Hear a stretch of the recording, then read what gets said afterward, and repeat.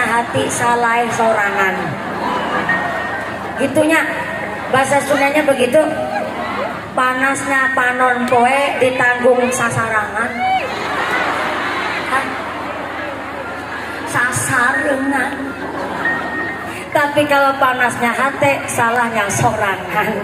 Jadi hari ini sinaoso panas, tapi alhamdulillah berkahnya bangunan desa kita Waringin Sari sesarengan kalian keluarga besar pemerintah desa ingkang dipun pimpin kalian Ibuku, Ibu Kuswanti dan seluruh perangkat desa wonten ing Waringin Sari, Bapak Sekdes, Bapak Kadus, Bapak Ketua Kemde, Bapak Ketua PPD, Bapak Kaur, Bapak Kaum, Bapak RW, oke Bapak RT, mudah-mudahan berkahnya pangkat menjadikan maslahat lana baik manfaat, amin Allahumma.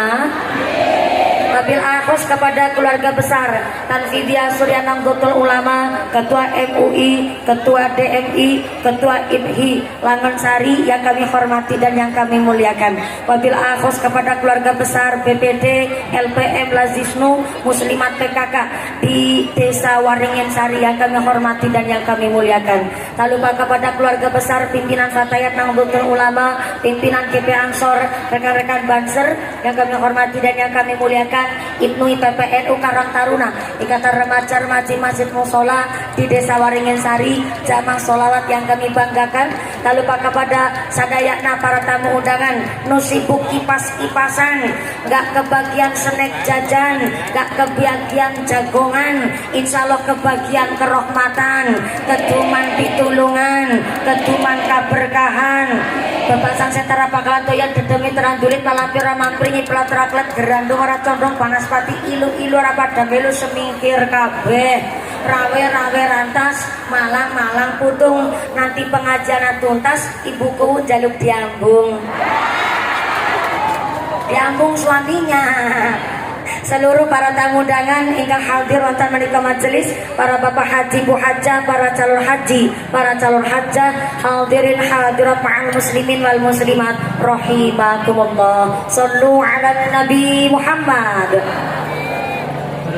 Gusti Allah ngendikaken innal insana khuliqa halu'a. Satemene sesungguhnya manusia ini makhluk yang sukanya ngeluh. Dikasih panas ngarsula, dikasih hujan juga ngarsula. Giliran dikasih hujan karo panas gone ngarani jarene hujan poyan. Cara Cilacap udan ketek ngilo. Sembarangan banget menungsa. Panas benter Jawa kabeh nikmate Gusti. Yang sampai kepanasan deleweran keringete sampai ngeblobor celake, mudah-mudahan dadi melem blobor kabeh dosane. Amin Allahumma. Salah satu hikmah panas yang pertama kita bisa lihat bayangan. Yang namanya bayangan itu tergantung dari tongkatnya. Kalau tongkatnya lempeng, mestinya bayangannya ikut lempeng. Betul? Halo? Kalau tongkatnya lempeng, mestinya bayangannya ikut lempeng. Tapi kalau tongkatnya baik bengkok, maka nggak usah memaksakan bayangannya lempeng. Wong tongkate mawon bengkok. Sama halnya pengajian hari ini sasarengan pemerintah desa wonten inggene Waringin Sari. Kalau seorang kuwu kepala desa, lurah punya gagasan saya pun tapi nggak didukung oleh bawahan ataupun masyarakatnya, mboten mungkin desane makmur berkah. Walaupun kuwunya punya gagasan cemerlang, kuwunya punya gagasan nusae, tapi ternyata masyarakatnya tidak mendukung, mboten mungkin negarane dados negara maju, mboten mungkin desane dados desa makmur. Maka kalau seorang kuwu adalah genteng, kita rakyat adalah tihangna. Halo, bener nih ya bahasa Sundana. Buku niku gendeng, kita masyarakat niku cagak saka alias tihangna. Mohon gendeng ngomong karo saka. Kak saka enak ngisor. kiyup-kiyupen ana panas ra kepanasan kedelengannya ngene dadi gendeng ana panas kepanasan disik ana udan-udanan disik luput maning bocah cilik nakal-nakal seneng banget rampangi watan gendeng bocor-bocor nyon dadi gendeng langgar bocor musim udan diogrok sekang ngisor resik nyong gone dadi gendeng mulai sampean sing pada nangisor sing pada manut enak gone pada dadi tihang begitu kata gendeng apa jawabannya tihang deng gendeng nek ngomong mandang karo dipikir ya bener sampean manggon di atas saya nu di bawah kaiuhan bener ki ngomong bahasa Sunda nyurat bisa kok ya nang waringin sari ping telu ya seulang ping telu nek ketemu Bu ya Allah nanti ngasih kemutan karo gelangin jenengan bisa leker ya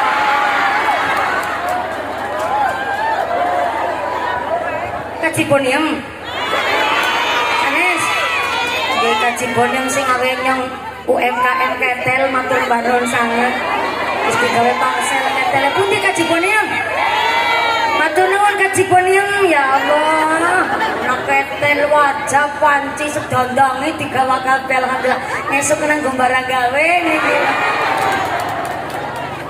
tunggu mau undangane nggih Bu ya cepet setahun lawas ya setahun setengah rencana kaciponium silakan monggo kondangan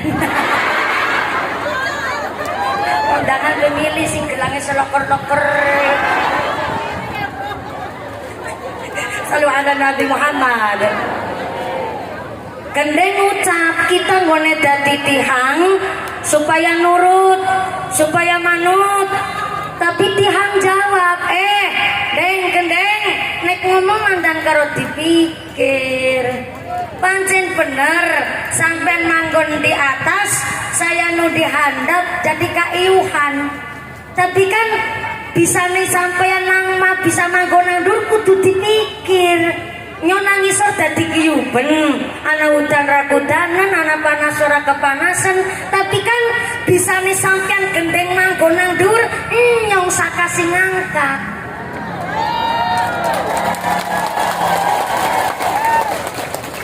betul laras jadi kepala desa tanggung jawab na gede Bu aya jalan butut nu disalahin kuuna aya bansos kurang tepat sasaran nu disalahin kuuna aya gubuk reot disalahin kuuna ada bocah lahir stunting yang disalahin kuuna nanti ringan rada babaran untung bae lurai wadon gerulan lanang mesti jaluk pertanggungjawaban jadi kepala desa tanggung jawabnya berat maka Kanjeng Nabi jadi pemimpin umat manusia salam jagat raya modalnya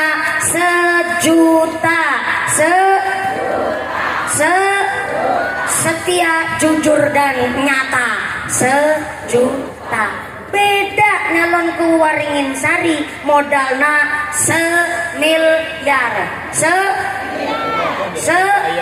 jalaran sing miling jaluk dibayar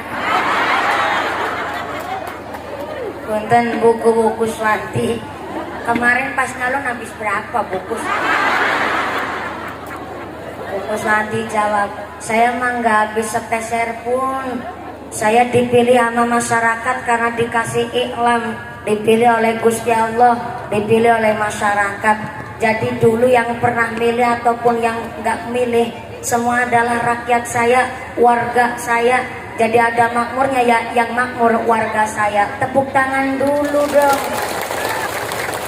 Baru kali ini lo ada kuwu perempuan gak pakai skincare, buku Swanti tok.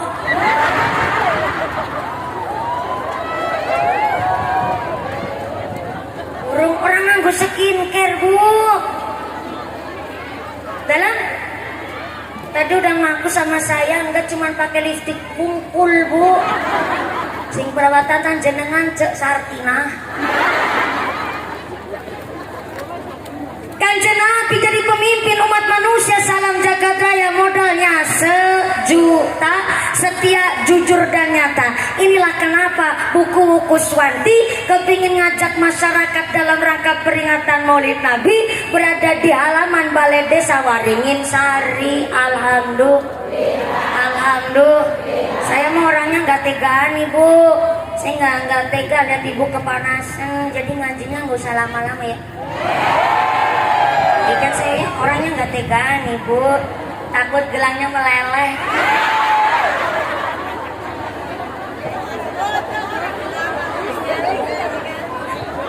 Bisa jentik lu tinggal dari kafe. Subhanallah, mantep.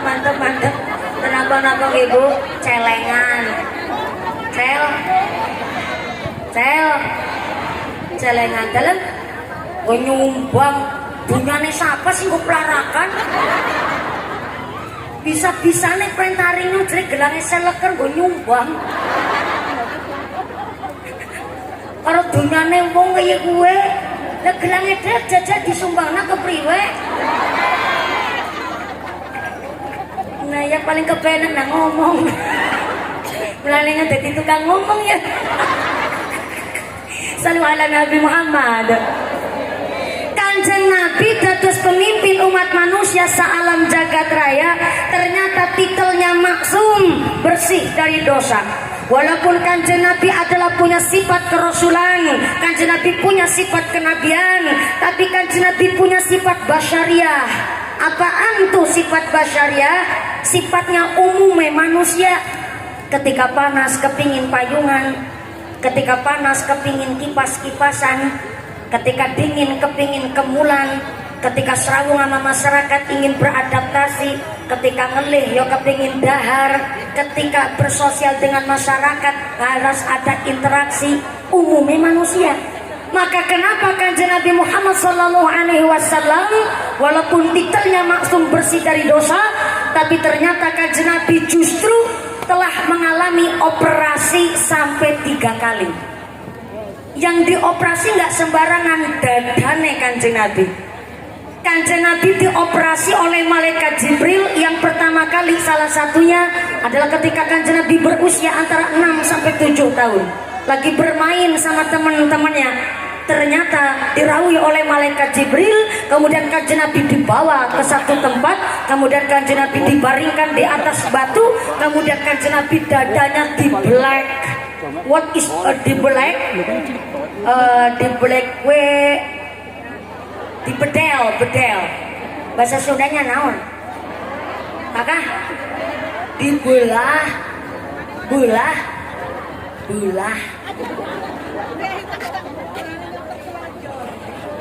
Si Bapak jangan ngetawain saya sedang berusaha pakai bahasa Sunda Bapak. Abi biasa bahasa Sunda biasanya cuma salit-salit bungkul. Jadi hapunten sangat bulah. Ternyata ketika dadanya kanjeng Nabi dibelah, diambillah hatinya kanjeng Nabi oleh malaikat Jibril. Kemudian hatinya kanjeng Nabi dicuci di air Zam-Zam. Kenapa kok sampai segitunya? Padahal kanjeng Nabi titelnya maksum, bersih dari dosa. Orang kanjeng Nabi adalah manusia yang pertama kali akan membuka pintunya surga, kekasihnya Gusti Allah. Tapi kenapa dadanya sampai dibelah, sampai diambil hatinya, dicuci di air Zam-Zam? Karena kanjeng Nabi lahir dari manusia seperti kula jenengan. Lahirnya dari seorang manusia yaitu Siti Aminah, dan dari bapaknya yaitu Sayyid Abdullah yang sama-sama manusianya. Khawatirnya kanjeng Nabi lahirnya dari rahim manusia, ketetepan sifat gorengna manusia. Namun sifat gorengna manusia, sifat sirik iri dengki pamer sombong gemedek kuminter kementus semugi kumayu kumaga pelit betitil bakhil pucre jelantir kayak upil kudanil. Tuh ngomong begitu kudu diracik dulu bu, ditulis disik dirumus tak takon naring kiai nembe tek sampai nakaron jenengan mikir, dikira orang mikir nyong. Pantes bayaranku paling larang gue. Canda kiai ngapunten kiai. Sekelas kanjeng Nabi wae dioperasi dibersihkan hatina dalam rangka apa supaya kanjeng Kanjeng Nabi siap menerima wahyu yang suci dari Allah Subhanahu wa taala. Maka Kanjeng Nabi dipun bersih atine, kita ngaji ngatur jiwa dadane hati, lagi mengoperasi hati kita sendiri-sendiri. Karena ternyata Gusti Allah ngendikaken innallaha yuhibbut tawwabina ayuhibbul mutatahhirin. Gusti Allah cinta kepada manusia yang bertaubat, dan Allah cinta kepada manusia yang menjaga kesucian diri, baik kesucian pikir, kesucian hati, kesucian badan, apalagi kesucian rizki. Kenapa? Karena ternyata Islam didirikan di agama yang bersih. Islam didirikan di keyakinan yang bersih. Sampai ada asar an-nadhafatu minal iman, kebersihan adalah sebagian dari ucap iman. Kok gue pelit banget dengan ulang. Ada asar boleh disebutkan adalah satu ungkapan, bahwa di dalam ungkapan dijelaskan an-nadhafatu minal iman, kebersihan adalah sebagian dari nah, kayak gue kan mantep, boleh ngaji nanti jam 5 sore. Ngajinya 3 jam. Gue bagaimana kalau ngajinya sampai jam 5 sore? Oh lanjut ya. Terus gampang lah, terima beres gitu katanya. Orang tinggal tanda tangan. Sallallahu alaihi Nabi Muhammad. An-nadhafatu minal iman, kebersihan adalah dari sebagian iman. Berarti orang jaga kebersihan taruhane iman. Halo. Assalamualaikum. Alhamdulillah, ini ngajinya benar-benar kayak nang pendopo kabupaten. Oh ya Allah, rasanya enak banget.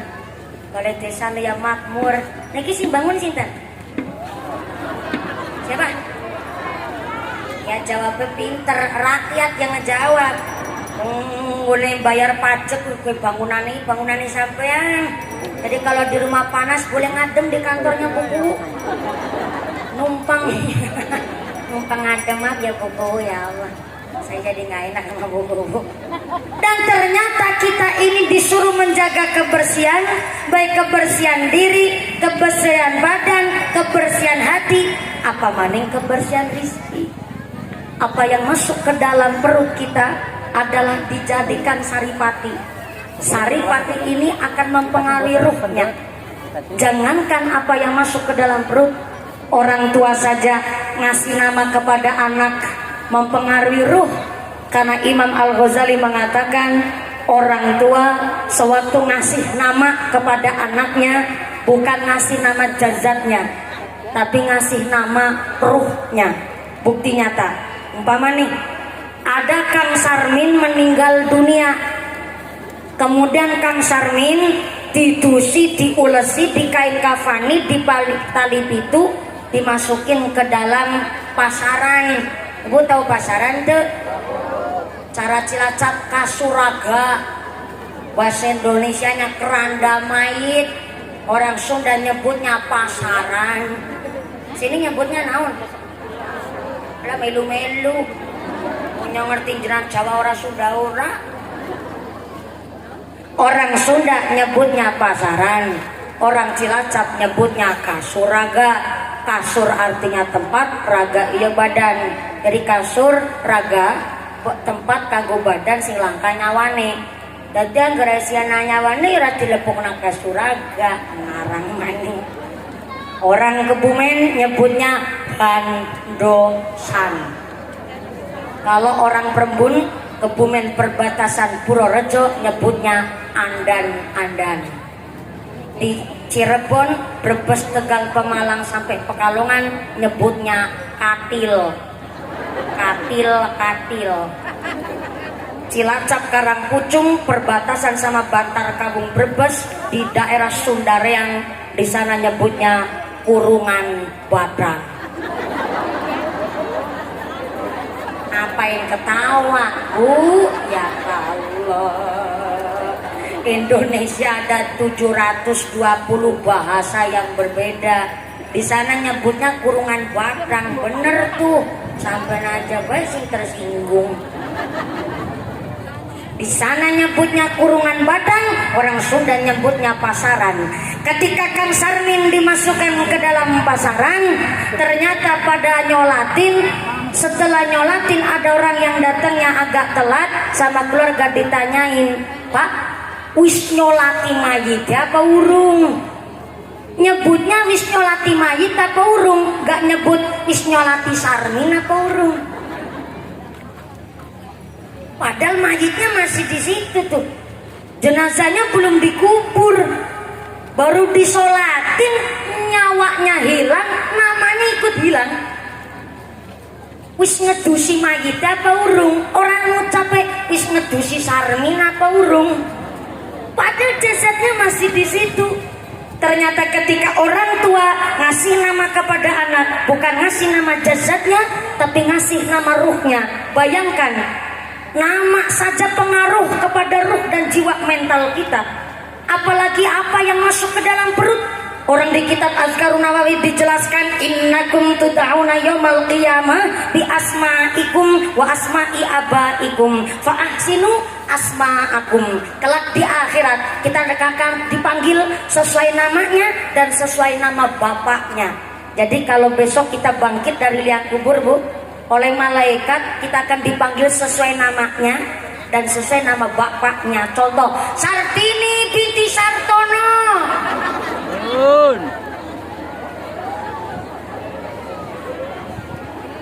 Bahkan di dalam riwayat dijelaskan bahwa ketika bangkit kita dari liang kubur, kita akan muncul nama bapak kita masing-masing di jidat kita sorangan, Bu. Jadi binti itu nggak mungkin ketinggalan, Bu. Nasab niku penting banget. Maka amat sangat fatal ketika ada anak seorang perempuan lahir dari hubungan di luar nikah. Ada gadis meteng di luar nikah, Bu. Maka ketika besok bangkit dari liang kubur tidak akan muncul nama bapaknya di jidat, karena dia tidak ada kuasa untuk dapat nasab dari bapak biologisnya. Maka waktu hidup di dunia saja, ketika seorang anak perempuan hamil di luar nikah, kok bayinya lahir wadon, awewe, lahir awewe, awewena gede mau nikah, maka bapak biologisnya tidak bisa jadi wali nikah kanggo anake wadon awewe kuwi mau. Maksa-maksa kepingin jadi wali nikah buat anak perempuannya, padahal dulu jelas-jelas lahirnya di hubungan luar nikah. Maka justru anak perempuannya di dalam berumah tangga isinya bikin madorot terus, isinya bikin dosa terus. Dan terus mau nikah gimana? Paling anak perempuan yang maaf dari hasil hubungan di luar nikah bisa nikah pakainya wali hakim. Kamera 4 itu baru bisa. Bayangin tuh, di dunia aja udah repotnya begitu, dan ternyata anak-anak yang terlahir dari hubungan di luar nikah kelak di akhirat tidak akan muncul nama bapaknya. Dia bertanggung jawab atas nama dirinya sendiri. Kalau kita nama binti bapak kita memang betul-betul jelas sangkut paut urutannya, maka yang bertanggung jawab sebagian pun adalah bagaimana didikan orang tua terhadap anak-anaknya. Nah, terus inilah tujuan nasab niku ben genah diakoni. Tapi kalau maaf nasabnya jaga jelas, maka dia tidak bisa dipertanggungjawabkan oleh orang tuanya. Nauzubillahi min. Nama saja mempengaruhi ruh, apalagi rizki yang masuk ke dalam perut kita. Maka disengaja ataupun tidak disengaja, kok makan barang haram ibarat kulit keselomot puntung rokok. Puntung rokok di sini nyebutnya naon? Kakak? Gesan. Saya baru ketemu kemarin bahasa gesan itu di daerah Purworejo Wetan, daerah Jawa Tengah, Bu. Itu berasal dari kata tegesan. Lah kita kan orang barat ya, Bu ya. Wong kulon. Jadi tegesen nang kana, gesane nang kene. Jadi kita cuman kebagian gesan wungkul. Soalnya tegesen nang kana. Jadi kalau orang Jawa daerah Cilacap Banyumas nyebut puntung rokok kuwi gesan. Halo. Makan barang haram disengaja ataupun tidak disengaja bagaikan kulit keslomot puntung rokok alias gesan. Berarti mesti ada bekasnya. Ibarat begini, ibu ziarah Wali Songo tuh sampai Jawa Timur, ada bonusnya plesir ke Bali. Saking gumun dan terheran-herannya weruh bule nganggo bikini. Pas wayah madang prasmanan ambil daging langsung baik lakep dipangan. Pas dipangan rasane daging gurih enak nyelkamin, jebule daging B2. Ibu tahu daging B2? Iya, saya mau ngucap babi takut ada yang tersinggung. Jadi saya pakai bahasa kiasan, tapi karena nggak ada yang tersinggung saya ngucap babi di sini, ngapunten. Ternyata saking herannya lihat perempuan bule pada pakai bikini, ibu-ibu salah ambil daging, ternyata yang diambil dagingnya daging babi. Lah udah kadung masuk ke dalam perut, ibunya ngucap, kan saya nggak sengaja. Iya emang nggak tahu, berarti kan nggak sengaja. Tapi makan barang haram disengaja ataupun tidak disengaja, bagaikan kulit keselomot gesan. Mesti ana bekase, ana bekase. Maka yang nerima BLT, ya nerima PKH, kudu hati-hati tuh.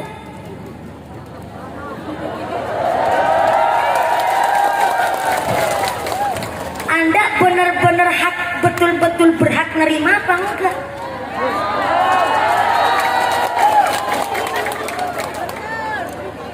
Ada yang ngejawabkan halal, bentar dulu.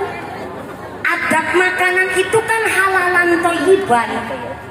Itu yang nerima BLT PKH, apalagi jadi guru, dana-dana banyak banget tuh. Ada dana cair, ada suntikan dana. Ya masyarakatnya aja yang kadang-kadang kurang dana. Ini yang kita bahas sekarang, supaya apa? Kepemimpinan buku pun betul-betul diberkahi karena didukung oleh para kiai masyayikh kita. Moga-moga kepemimpinan yang ngebawa manfaat, bawa maslahat, bawa barokah. Allahumma amin, Allahumma amin. Lanjut. Panas gak apa-apa? Betul. Ikhlas sampai jam 5 sore. Salat asarnya setengah genep. Pancen modelnya wong kene kuwi. Mudah-mudahan sampai pun acara tidak ada halangan satu apa. Allahumma amin, Allahumma amin. Sebelum lanjut ini sholawatan dulu Bu. Udah gatel banget kaitannya kepingin nabuh. Sing ditabur repana udunya. Nyong ditabur. Salu ala Nabi Muhammad. Nabi Muhammad. Syahdu banget baca sholawatan. Bisa sholawatan ya Allah. Ibu-ibu dari mahasiswa mana ini? Oh, dari kampus. Alhamdulillah. Fakultasnya fakultas persenaman. Iya, jurusannya pertiktokan. Ya Allah, bisa baca sholat penting kerenggut. Ini karena grup rebahan yang semangat, saya sawer dulu Ibu. Ini monggo silakan diterima saweran buat grup rebana biar tambah semangat. Mangga. Oh ya, sawang sulna. Oh ya, mangga sawang sulna. Alhamdulillah. Ibunya pinter ngejawabnya. Gimana? Enyong. Di dalam kitab Sirul Asror, kitabnya Syabdul Qadir Al-Jailani, meminta-minta hanya buat makan, jaluk-jaluk monggo jajan, makruh hukumnya. Ada ini kitab Sirul Asror, kitabnya Syabdul Qadir Jailani kalau dibantah aja orang-orang. Ini grup rebana saya sawer karena apa? Perlu skill. Kerenggat-kerenggut sih yang bisa kerenggat-kerenggut, tapi kan sih ngerti yang kerenggat-kerenggutnya sebojone nyong. Mung sekedar kerenggat-kerenggut wala goyang ngebor inul daratista yang bisa. Dalam saya udah bilang yang lihat suami saya Ibu. Saya mah jomblo tahan banting. Jomblo mahal dan terhormat saya mah. Grup rebana saya sawer karena perlu latihan skill. Ketimbang sibuk tiktokan, ini nganggo legging. Lagi perawan nganggo legging patut. Ini nganggo legging kerenggut. Mending nanggu rebana, tambah sholawat, tambah mahabbah. Tepuk tangan dulu dong. Ini grup rebana dari mana buku? Waringin Sari alhamdulillah termasuk tim penggerak PKK. Subhanallah ada juga sebagian, terima kasih. Tadi pinter pas lagi saya ngasih saweran, ini gak usah repot-repot tapi ditampani. Moga-moga singgah berkah Allahumma. Lanjut. Terus Gusti Allah cinta kepada manusia yang bertaubat dan Allah cinta kepada orang yang menjaga kesucian diri, baik kesucian pikir, kesucian hati, apalagi kesucian rizki. Di dalam kitab namanya Hilyatul Aulia, kitab yang menceritakan ceritanya para sahabat. Ada seorang namanya sahabat Jabir, sahabat Jab.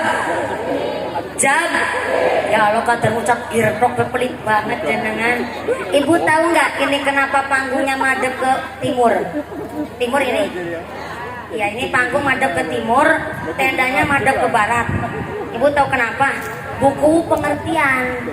Tahu mumpuni dan nggak kepanasan. Karena saya insya Allah lagi puasa, jadi udah ceramah kepanasan. Puasa barang ini saya memang betul-betul anak emasnya buku Kuswanti.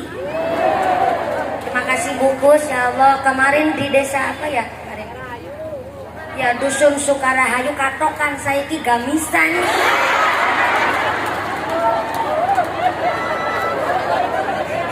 Waktu buku pakai celana katokan yang batin, giku katokan apa remaja bal-balan.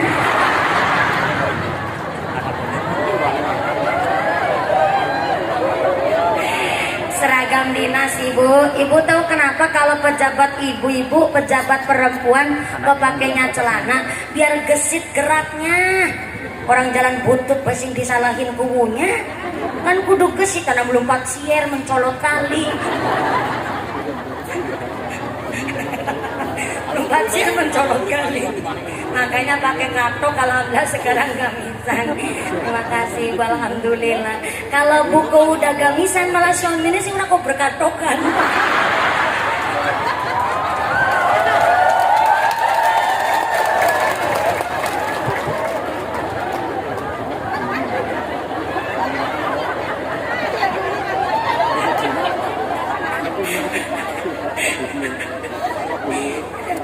Lagi puasa jadi tambah ngelaknya.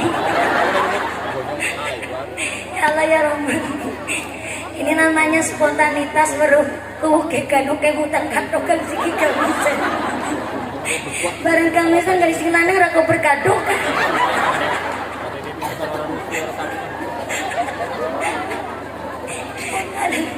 Sing kepoyuman jenengan aku si gadis si kencemur bau teh ngarang.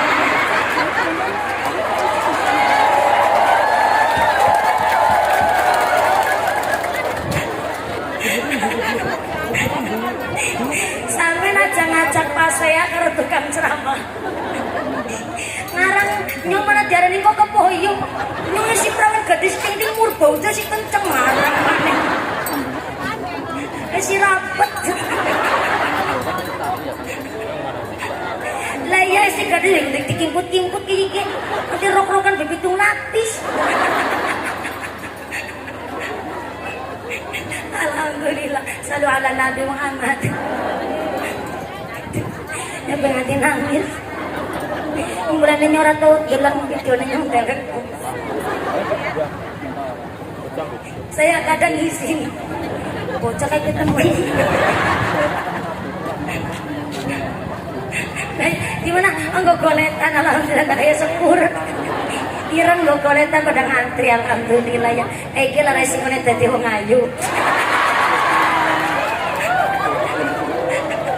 Selalu ada Nabi Muhammad.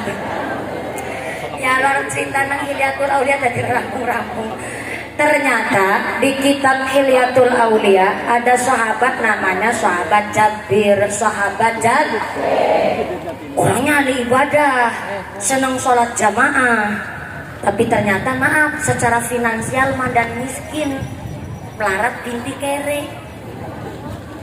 Tapi kan ahli ibadah kok. Anaknya masih kecil-kecil. Anaknya sahabat Jabir sekitar 3,5. Sing telu nang jaba, sing setengah sing nang jero weteng. ahli sholat jamaah, anaknya soleh-solehah, bahkan istrinya pun orang yang ahli ibadah, cuma secara finansial miskin. Ternyata rumahnya Jabir berseberangan dengan wong Yahudi. Orang Yahudi ini sugih banget tuh.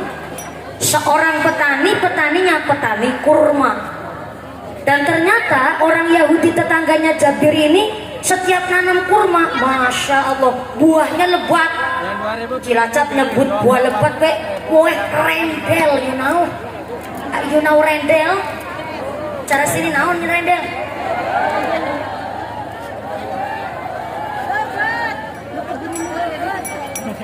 Lebut. Lebut apanya kah lebut? Lebut. Lebut.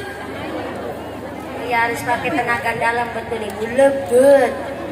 Ternyata saking lebut, nah itu buah kurmana orang Yahudi yang berseberangan dengan sahabat Jabir, sampai-sampai buah kurmanya wong Yahudi meloncok ke terasnya sahabat Jabir. Gara-gara meloncok ke terasnya sahabat Jabir, setiap subuh pasti kurmanya orang Yahudi itu jatuh ke terasnya sahabat Jabir. Sehingga ternyata sahabat Jabir harus pulang dari sholat subuh jamaah, harus gasik lebih awal.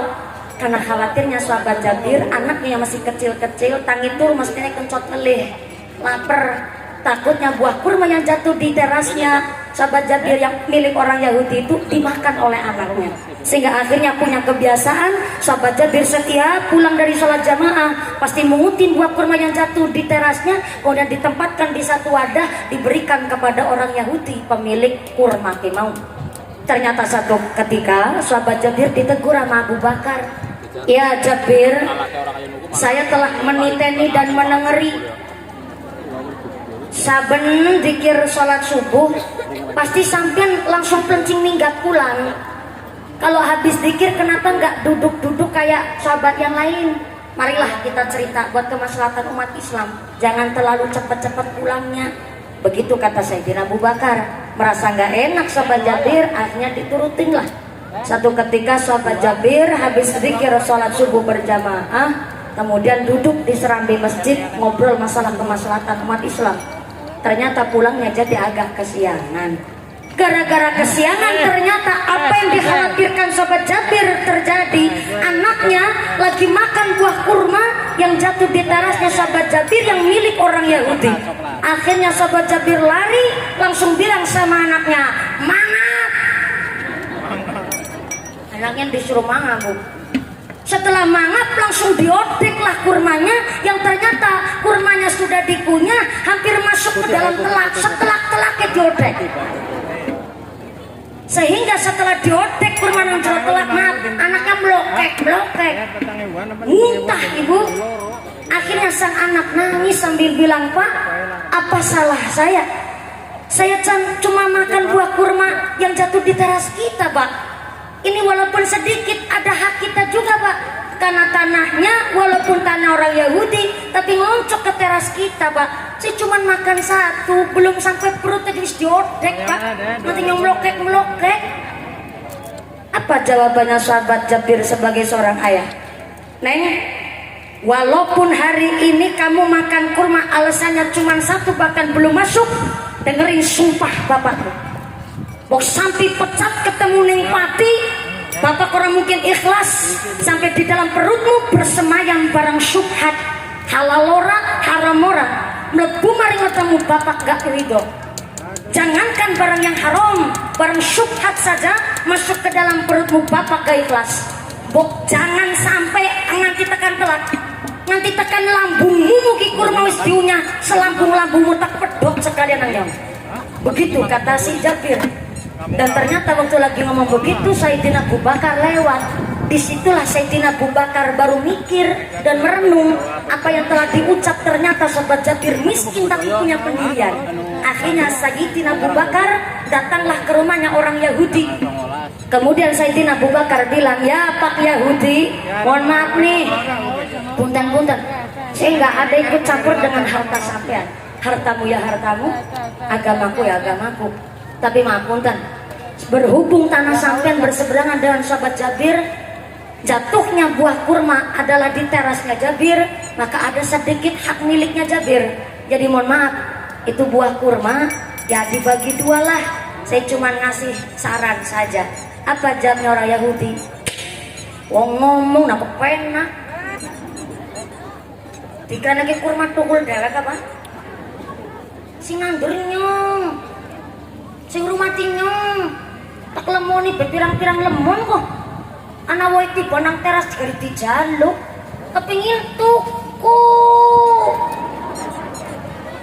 Begitu kata orang Yahudi. Apa jawabnya Sayyidina Abu Bakar? Maaf Pak, bukan masalah perkara beli, orang saya bisa beli kurma yang sampean. Tapi ini secara fikih, walaupun di tanah sampean itu kurma tumbuh, tapi ternyata jatuhnya kurma karena ngeloncok di terasnya Jabir, ada sedikit haknya Jabir. Rakitan sedikit hidup bertetangga ya sodakoh lama tetangga. Tapi karena jenengan bilang disuruh tuku, ya tak tuku wit kurma munangyong, tak paringna sahabat Jabir pirah regane. Oh nantang wes Sayyidina Abu Bakar. Oke lah kalau begitu. Kurma saya berkualitas lain daripada yang lain. Gue rebel, lebut. Ya Allah jadi kebelat saya. Lebut. Buana lebut. Sahabat Jabir cabang waringin sehari ada lebut barangan. Karena kualitasnya lebih dari yang lain, maka satu pohon kurma harganya 10 kali lipat ketimbang harga umum. Malah nutuk bu, di toko ini malah nutuk bahasa orang Cilacap mah. Akhirnya Sayyidina Abu Bakar ngucap, oke lah kalau begitu, tak tuku walaupun regane 10 kali lipat pada umumnya. Dan ketika saya sudah beli, saya kasihkan kepada sahabat Jabir. Entah ini esok pagi, tak cukup duit disit aring ATM buang.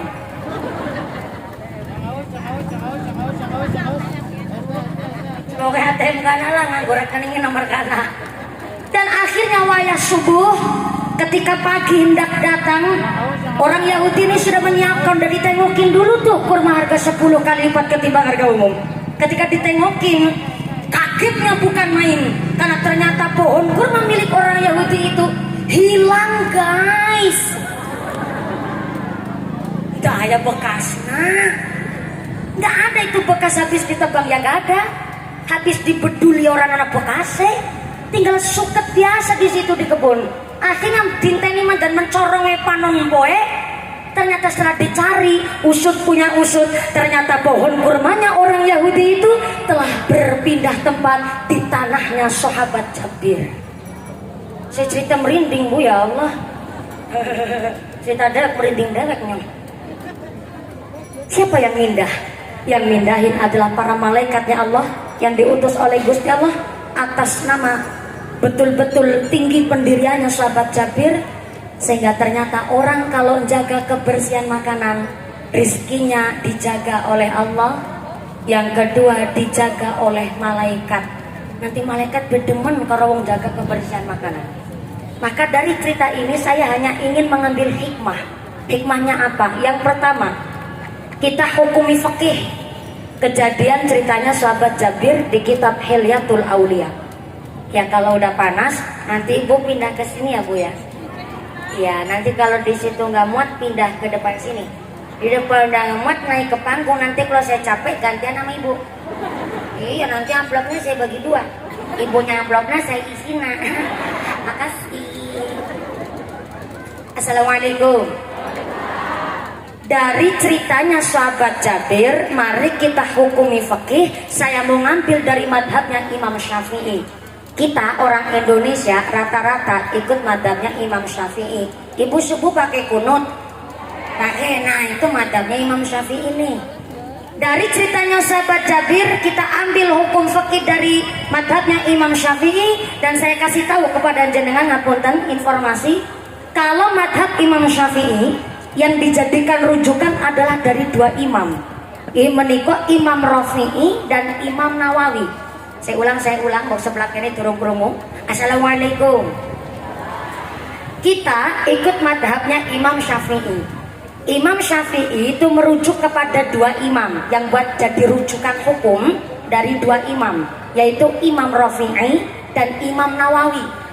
Imam Rafi'i adalah madhab Imam Syafi'i yang hukumnya kenceng. Hukumnya kenceng. Tapi kalau Imam Nawawi, madhab Imam Syafi'i juga, cuma hukumnya itu fleksibel, tergantung dari kasus yang terjadi. Saya ulang sebelah ini maning. Assalamualaikum. Madhab Imam Syafi'i ngikut sama dua imam yang jadi rujukan Imam Rafi'i dan Imam Nawawi. Imam Rafi'i adalah madhab Imam Syafi'i sing hukumnya kenceng, tapi kalau Imam Nawawi niku madhab Imam Syafi'i, madhab kita, tapi lebih ke arah fleksibel. Nah, kalau contohnya begini dari ceritanya sahabat Jabir. Saya punya pohon mangga. Dijawab enggak. Ya biar seolah-olah itu jenengan nyambung sama saya, Ibu. Ulang-ulang. Ngarep dewe kurang nyambungan. Nyong dewi pelem. Wit pelem gadahane saya ternyata ngeloncok ke terase sampean. Nah, saya mau ambil hukum madhabnya Imam Syafi'i yang merujuk kepada Imam Rafi'i. Berarti sing kenceng niki hukumnya. Walaupun buah mangga saya jatuh di terase sampean karena saking lebete, tiba nanggone terase sampean, saya ikut madhab Imam Syafi'i yang merujuk kepada Imam Rafi'i. Setibane peleme kula tenggene tane sampean, itu tetap hak milik saya dan itu adalah kepunyaan saya. Ketika Anda mengambil buah pelem yang jatuh di terase jenengan kemudian didahar tanpa seizin saya yang punya pohon, maka niku pelem dadi haram hukumnya. Sing mburi protes karo kipasan. Lah wong anu kepingin anu tibang gelundung. Kowe mbok anu nemu gelundung kok disik ge. Berarti biasa mangan bareng nemu ge. Mesti asmane jenenge Tuti, tukang titor. Saya ulang. Nah, ini barang nemu, Bu. Jangan asal mangan barang nemu. Kalau kepingin punya anak soleh-solehah, jangan asal mangan barang nemu. Lah niki sing lagi dihukumi nang kita nih. Kan jenengan nemu we. Tapi kan kena duwe kenyong. Engko dhisik. Buku anu jenenge semplak batange, jadi alasannya semplak barang. Pinter banget guna alasan. Ya ora apa-apa, men niki supaya jenengan niku tereksplor. Akhirnya jenengan dadi paham. Bu niku ngloncok nglewati tanah, kan wis ngomong. Ana madhab Imam Syafi'i sing kenceng karo sing fleksibel. Nyagenana sing kenceng disit Yusartina. Tepulang ke, berarti jeneng ora paham. Wit peleme duwe kenyong. Dijawab nggih. Saking lebete buah peleme ngloncok maring terase sampean. Lah kana ngloncok maring terase sampean anu mateng terus tiba nang tanah sampean tanpa izin, Anda ngambil bahkan makan pelem niku, padahal di madhab Imam Syafi'i niku Imam Rafi'i adalah haram hukumnya ngambil makanan walaupun nemu mungut tanpa seizin yang punya didahar, haram hukumnya. Kenapa kok seperti itu? Madhab Imam Syafi'i yang merujuk kepada Imam Rafi'i karena adabnya makanan harus yang halalan toyiban, halal yang diridhoni Allah. Toyib niku sing apik, halal dipangan jenengan karena jenengan nemu.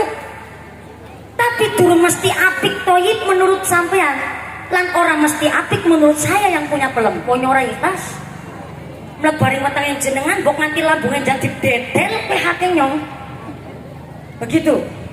Karena daharan panganan harus yang halalan toyiban. Ini yang madhab Imam Syafi'i yang hukum kenceng dan ini dipakai di madhab kita. Lah seniki maning sing fleksibel. Niki makan niki sing kenceng. Tadi hukum yang kenceng Ibu, itu boleh dipakai oleh madhab kita, madhab Imam Syafi'i. Lah sekarang yang fleksibel Imam Nawawi.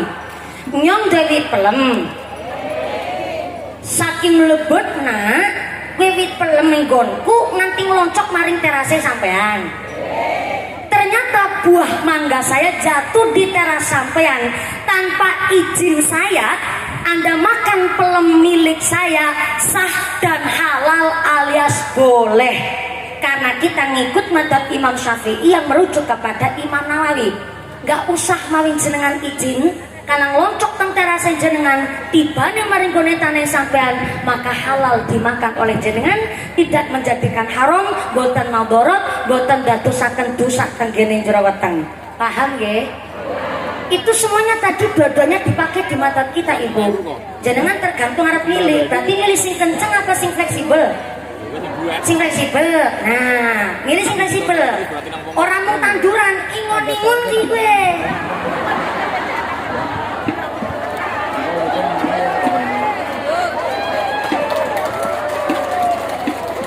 Udah saya pegang loh janji jenengan ikut fleksibel, Ibu. Udah saya pegang nih, udah kantongin nih sama saya nih. Awas nih, nyusin nomor kelalenan ngarang maning kira kelalenan. Nyong dua ayam. Dijawab enggak. Nyong dua ayam. Ayam saya bertelur di pekarangan sampean. Nah ini enak masalah telur nih. Lah tapi saya ngikut madzhab Imam Syafi'i yang merujuk kepada Imam Rafi'i, berarti yang kenceng. Walaupun ayam saya bertelur di pekarangan sampean, tapi yang ayam-ayamnya saya, tetap itu telur endokku dundokmu. Soalnya niki kenceng, madhab sing kenceng. Kita cari makanan yang halalan thayyiban. Walaupun telurnya di pekarangan sampean, tapi yang ayam-ayam itu kenyong. Berarti endokku kudu endokmu. Endok ayam saya bukan endok sampean. Ini yang kenceng nih. Nah ibu kan milih yang fleksibel ya. Milih yang fleksibel. Tak pegang ke janjinya sampai fleksibel. Nyong tuh ayam. Ayam nyong endok nagone pekarangannya sampean. Karena saya ikut madzhab Imam Syafi'i yang merujuk kepada Imam Nawawi, maka telurnya saya juga telurnya sampean, alias bisa dibagi dua. Contoh, telurnya 10 butir tuh, yang 5 milik saya, yang 5 milik panjenengan, dan itu sah hukumnya seperti itu. Tapi ayamnya tetap dua kenyang aja, gak kereng. 10 butir, yang 5 milik sampean, yang 5 milik saya. Berarti enak yang fleksibel ya Bu? Seindah itu yang namanya fikih. Udah tua pun tetap ngaji, udah sepuh tetap ngaji. Kita melaku beanang ilmu nih. Kalau hidup pakai ilmu jadi kepenak. Ada yang ngucap, kan adab lebih tinggi ketimbang ilmu. Hello, dikiranya adab niku dudu ilmu. Kita bisa tahu adab karena kita belajar ilmu adab. Adab niku adalah kategori ilmu. Jadi kalau kita hidup pakai ilmu, urip jadi kepenak, jadi kepenak. Jadi ibu milih antara kenceng sama fleksibel, milih yang fleksibel ya, gentenan si Inyong tuh ayam. Dijawab gitu. Nyong tuh ayam. Maaf, ayamnya saya ngising di terase sampean.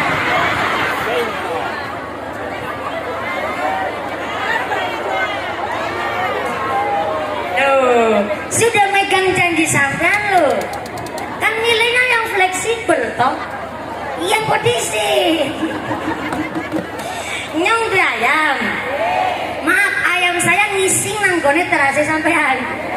Karena saya ikut Imam Nawawi, Imam Rafi'i, yaitu madzhab Imam Syafi'i sing kenceng, berarti maaf, telek ke ayamnya nyong ya hake nyong. Jadi ketika maaf, ayam saya ngising buang kotoran di teras Anda, yang wajib ngepel membersihkan saya yang punya ayam. Dan ini paham nih, paham ya? Sing daya ngucap, ya mempra yang ngising sembarang orang dia utak. Ayamnya orang dia utak, tapi kan si bayang dia utak. Mulane dihukumnya nang ilmu fikih supaya kita nganggo adat, nganggo ilmu. Berarti walaupun ayam milik saya nggak punya otak Bu, tapi kan saya yang punya ayam punya otak. Ternyata sabar lah, ayam kan rakatokan. Maaf, orang diutek ya rakatokan. Setrit-trit tenggone maaf, gone buang. itu tanggung jawab saya, apalagi ngotorin ke terasnya sampean. Maka yang wajib ngebersihin adalah saya yang punya ayam, karena saya ngikut madhabnya Imam Syafi'i, yaitu yang merujuk kepada Imam Rafi'i. Lah ibu tadi milih yang fleksibel, berarti ikut Imam Nawawi. Nyong de ayam, ayamnya saya maaf ngising nanggone terasnya sampean. Lah ternyata karena jenengan ikut Imam Nawawi, berarti teleke nyong teleke sampean dibagi dua. Aja enake pas lagi ngendok tok, lagi ngendok milih Imam Nawawi, bareng ngising milih Imam Rafi'i. Itu namanya orang nggak punya pendirian namanya. Jenengan ikut yang fleksibel, berarti maaf, walaupun ayam milik saya, tapi karena maaf ngotorin terasnya jenengan, sebagian separuh adalah saya yang ngepel, yang punya ayam, dan separuhnya lagi adalah panjenengan yang punya teras. Adilnya kita hidup bermasyarakat begitu. Itu karena pakai ilmu fikih. Jadi semuanya pakai adab. Alhamdulillah. Seneng apa seneng? Happy apa happy? Ya Allah, happy asmara barangan. Ini gara-gara happy asmara. Tuku aji diwadahi gelas, mangkat ngaji atine ikhlas.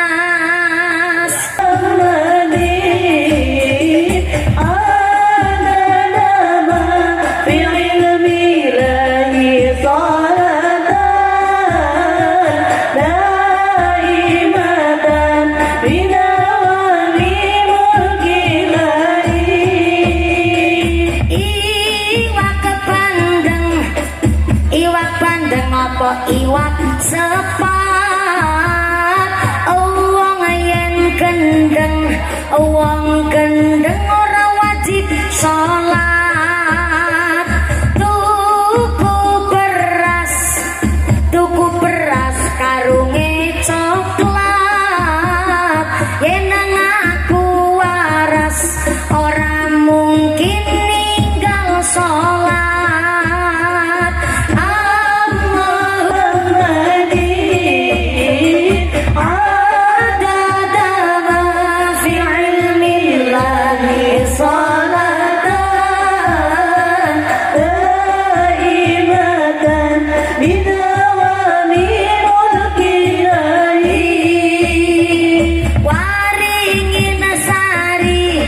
Waringin sari desana berkah, aparat desa pada soleh ahli ibadah.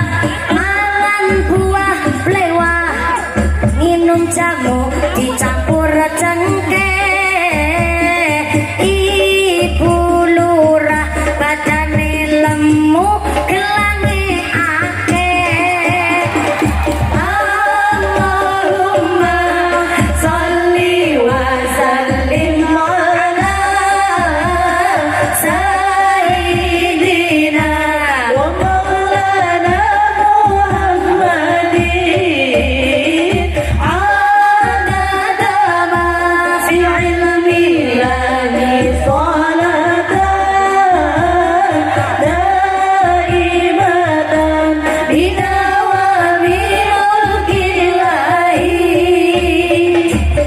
Sallu ala Nabi Muhammad.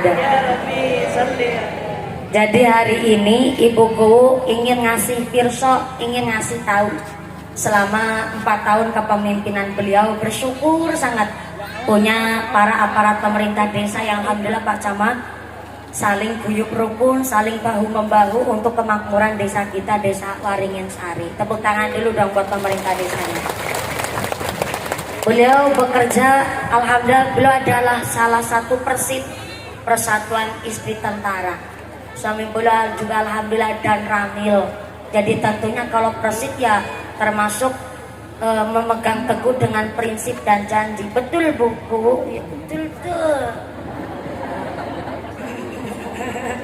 Iyalah, jadi persit itu ya memegang teguh janji dan prinsip.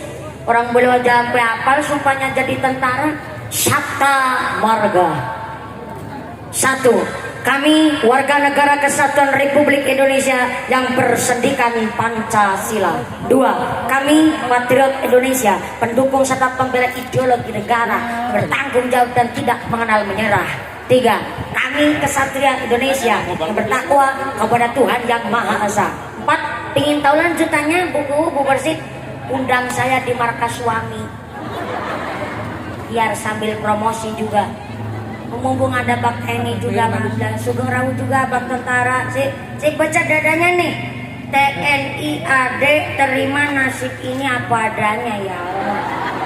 Pantesan kepanasan meneng baik. Terima nasib ini apa adanya. Jadi tentara jalannya aja ganteng Bu, dalam sepatu nih karisma banget Bak, jelek tuh sambil nembang kalau jalan. Tinggalkan ayah, tinggalkan ibu, izinkanlah daku berjuang di bawah kibaran sang merah putih. Majulah, ayo maju menyerbu, serbu tidak kembali pulang sebelum kita yang menang. Walau mayat terdampar di medan perang untuk bangsa, akulah berjuang. Lagu aslinya begitu, betul Pak Tentara. Itu tepuk tangan dulu dong.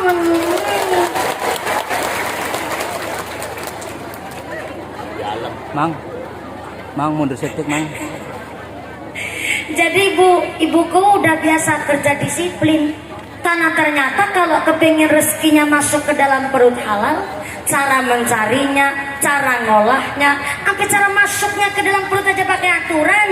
Maka inilah orang bekerja, entah bekerja keras kasar ataupun kerja di pemerintahan desa, ya harus halul misli. Saya ulang, halul misli. Muncrat barang. Tenang Bu, udah vaksin 3 kali sama booster sekali buat. Ibu udah divaksin? Berapa kali? 3 kali? Pasti gara-gara BLT ke PK. Oh, enggak. Ini karena kita warga negara yang baik, betul Ibu? Alhamdulillah saya juga ada di booster Bu, ya Allah. Ditusuk ku nang bolongan ku rebuh jajal.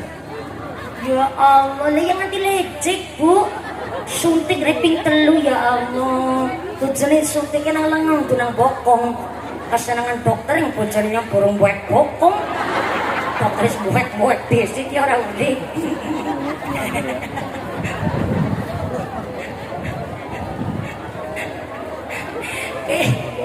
Kayak anak-anak ceramah karo perawan tua kayak gitu.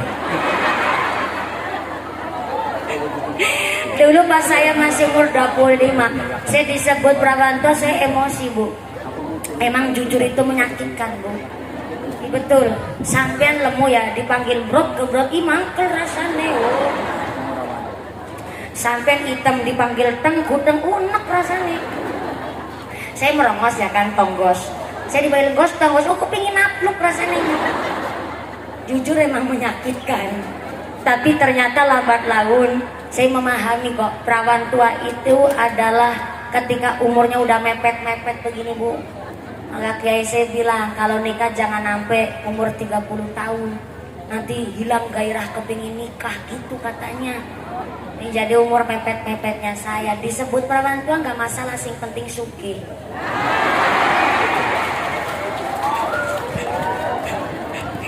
Guyonan kiai konsisten. Sallallahu ala Nabi Muhammad.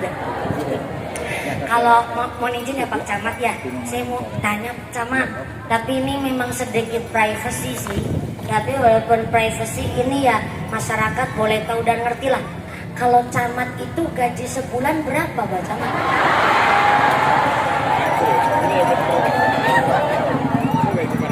Empat. Aslinya 7. Aslinya 7 juta tapi udah kepotong cicilan. 4 itu udah bersih, subhanallah. Asli 4. Berarti dari Camat termasuk wong sugi. Kalau kuus selain sama bengkok berapa Wu? Saya lihat beda sama warga masyarakatnya, gelangnya mas leker-leker. Ya Allah, Bulura terima emas putih ya Allah. Emas putih bukan sembarang emas putih tuh. Ini emas putihnya berlian Ibu. Berarti betul-betul bisa menjaga marwah seorang pejabat. Tepuk tangan dulu dong. Ini kalau saya lihat glamornya Jawa Barat, kalau pejabat perempuan itu udah glamor bu. Tapi buluran ini seorang mikir masalah penampilan, sing penting rakyatnya makmur. Tapi gelangi selengan jenggo ape, makmur rakyatnya kan. Ini prinsip ini. Ya Allah, dibalangi aja kerikil, gelangi siji. Mau serampangi kerikil, kita biana kayak. Mau balik kok ceramah serampangi kerikil. Kayak lempar jumroh baik, kayak dalam iblis malah. Na'udzubillahimin. Jadi namanya kerja pun harus halul misli, sesuai dengan adat pengadatan desanya bagaimana. Sebelum ke PNS nih, saya tanya, di sini kuli bangunan, halo? Kenapa saya tanya sama perempuan? Kuli bangunan kan rata-rata laki-laki bu. Tapi kan yang nerima gaji wadon bu, ya kan? Kalau kuli bangunan satu hari itu bayarannya berapa? 100. Itu udah pakai wedang, madangan, rokok.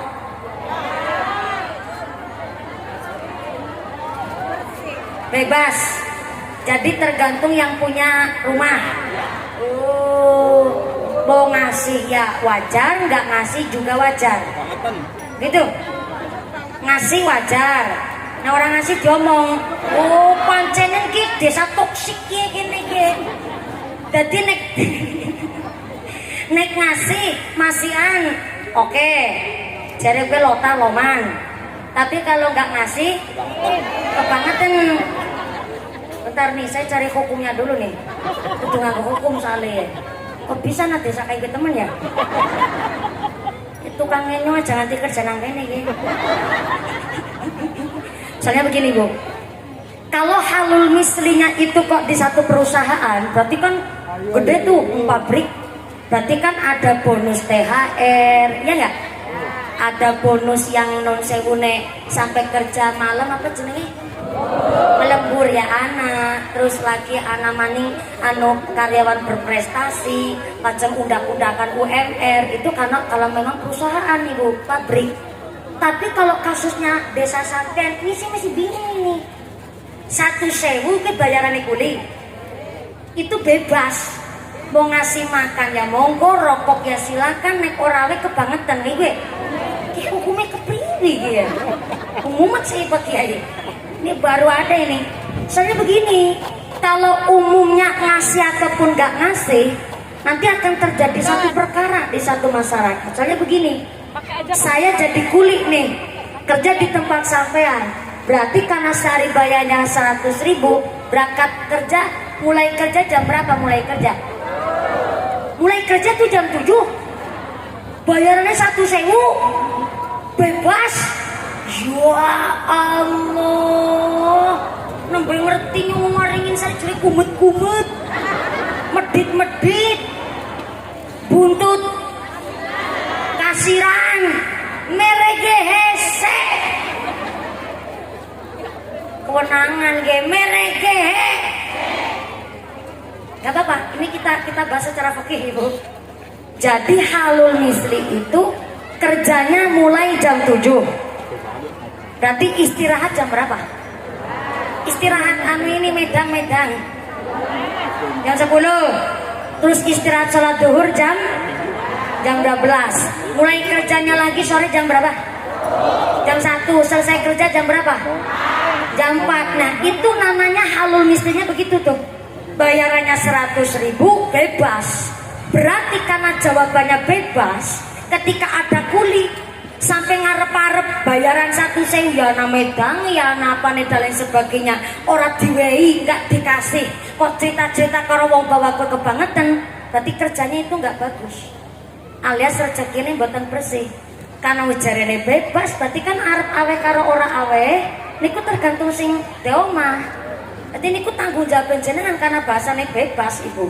Berarti kalau ada seorang yang punya pekerjaan ngasih jatahnya di 1.000, mulai kerja jam 7, istirahat pagi jam 10, mulai maning jam 12, istirahat jam 12, mulai maning jam 1, bayarannya mengko 1.000 rampung selesai jam 4, ya 1.000 itu tanpa makan dan minum rokok dan lain sebagainya niku wis umum dan sah halul misli. Yang punya pekerjaan sing duwe gawean ya rezekine bener karena ngasih sesuai dengan bayaran. Sing kerja pun ora samawi ngarep-arep. Soalnya nek wis ngarep-arep enggak sesuai dengan pengadatan itu namanya pun boten sesuai dengan halul misli. Contoh supaya metu rokok wedange mulai jam 7 ternyata mulai jam 6 barang tetap bayarannya 1.000 garing grundel. Nah ini nggak bisa ini nggak bisa disebut halul misli karena dia cari muka. Bayarannya 1.000 kerjanya jam berapa ya sesuai karena kita kerjanya karo perseorangan, kecuali kalau kita kerjanya laring pabrik. Nah, anak kerja lembur, anak kerja karyawan paling disiplin, niku ana bonus THR, niku wis kudu ana karena pengadatan tenggene pabrik gede seperti itu. Tapi kalau persorangan, halul mislinya apa yang jadi kebiasaan teng adat situ, pekerja kudu ngerti, yang mempekerjakan juga kudu ngerti. Tapi terkadang apapun dan anak juga kuli orang ngertian, wis bayarannya 1.000 karo medangan. Ternyata kudune mulai jam 7 malah setengah 8 nembe mangkat. Dela-dela medang karo udut kelepas, kelebus. Itu namanya nyolong waktu sing kudune 4 bulan rampung. Jadi akhirnya 6 bulan setengah. Karena nambah pekerjaan. Nyolong balung. Wong biasane gawa bata karo angkong. Ibu tahu angkong? Gawa batak karo angkong kuat selawe, wis karo angkong gawane muli masih kira digereng. Ini namanya gak halul misli karena nopo nyolong balung masuk ke dalam perut pun walaupun itu benar-benar kerja, bok sampai jadi barang syubhat. Apa itu syubhat antara halal dan haram? Gak jelas itu. Akhirnya nopo yang mempekerjakan kan mangan hati tadi nebu, mangan nanti harus diomong tanggane dewek orang diomong kerjaannya jadi rugi. Aman gak? Ini kemarin yang bangun taruk pakai diikat bendrat apa enggak tadi? Pakai bendrat ya, pakai kawat diceritain. Kali ini memang musim kemarau angin rada gede, kemebul debune sampai alhamdulillah lagi beberapa bulan belum dikasih hujan ya Bu nggih. Dene lagi belani karo petani sing nandur kacang hijau. Sebelum hujannya turun ben kacang hijau ini dipanen dhisik, betul. Gusti Allah ki Maha Adil. Moga-moga sing kirane nun sewu lagi kepingin pangapunten dipun paring ndang cepet udan. Sampun udan yang udan sing gawa barokah. Amin Allahumma. Lanjut. Karena ternyata bersihnya makanan masuk ke dalam perut mempengaruhi ruh. Udah jadi kepala desa, bayarannya gajian digaji nama masyarakat lewat pajak, betul Bu? Berarti mangkatnya jam 8 udah standby di kantor. Wayai istirahat silakan, jangan jam kerja kantor malah maring mall. Niki namanya nggak sesuai dengan halul misli. Jangan sampai kita yang berseragam malah makan gaji buta. Kita benar-benar kudu nganggo rezeki sing benar-benar bersih. Saya diundang naik jam 2:30 saya sampai di sini. Saya berusaha benar-benar nopo sing masuk nang perut kula ketika kok diparingi bisyarah gini ku bunga, mudah-mudahan bisa gawa manfaat ge kula lan sekelilinge gen kula.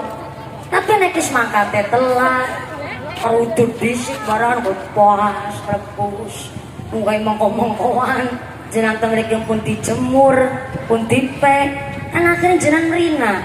Mungkin rada kecewa sedikit, gitu Bu. Saya belajar untuk semaksimal mungkin. Ketika nun sewu kok ada mubaligh ataupun kiai sepuh datanya terlambat, bukan karena wegah-wegahan, karena beliau punya santri, punya santri. Kalau saya kan belum punya santri karena saya masih santri. Kecuali ngesoknya harus di bojo lah, insya Allah di santri. Diamini Bu. Aja sentimen ngerenyong. Kalau udah punya suami lah baru saya nembe wani buka tempat ngaji lah, orang kita kumpul-kumpul bocah pada ngaji. Niat saya begitu. Kalau saya sekarang titelnya masih santri, Saya belum berani ketika saya kok tepat waktu karena saya urung mulang santri. Tapi terkadang kiai sepuh hadirnya terlambat karena memang kiai sepuh niku kagungan tanggung jawab. Ya niku santri. Aduh panjenengan sedaya kudu pirsa kudu paham. Tapi karena hari ini saya memang dijanjeni kali Bu Kepala Desa. Ya Allah. Saya ingat Bu ya. Buku itu Bu pengajar kawin nanggone dusun apa kan ya? Sukarahayu nganti tekan miki ngene telepon pun swidak rolas. Memang begini Bu, saya punya 2 manajer. Yang pertama Pak Sarno, itu khusus ngurus pengajian lokal di Indonesia. Kalau pakai Maftuhin, khusus di luar Jawa, di pulau-pulau lain sama di luar negeri. Niku ada khusus Kiambek. Lah jenenge wong jaluk jadwal Bu, minta jadwal.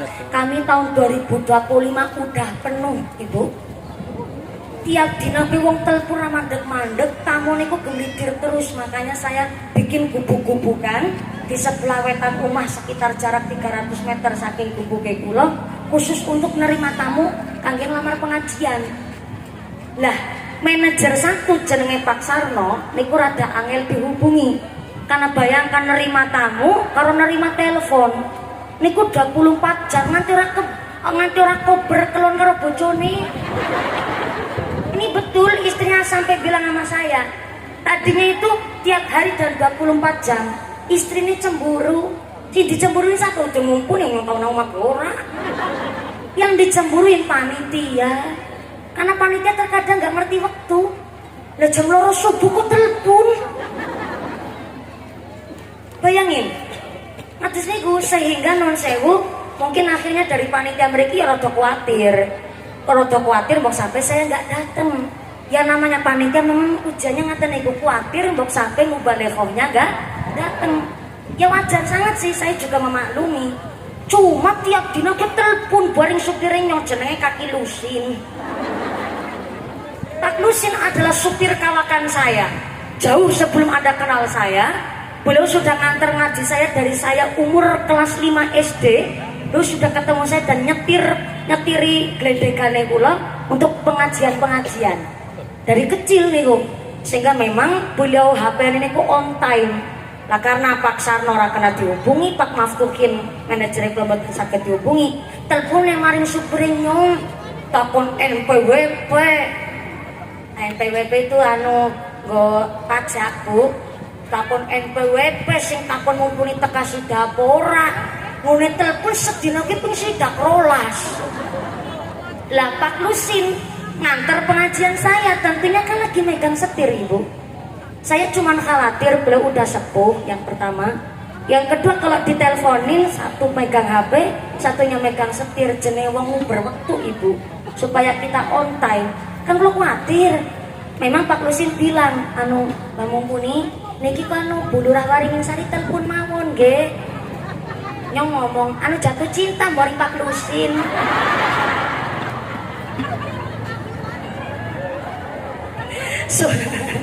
Supaya Pak Lusin niku ben boten terganggu teng pengajian, teng lokasi pengajian. Pun mriki kula sing ngangkat, akhirnya saya yang ngangkat teleponnya.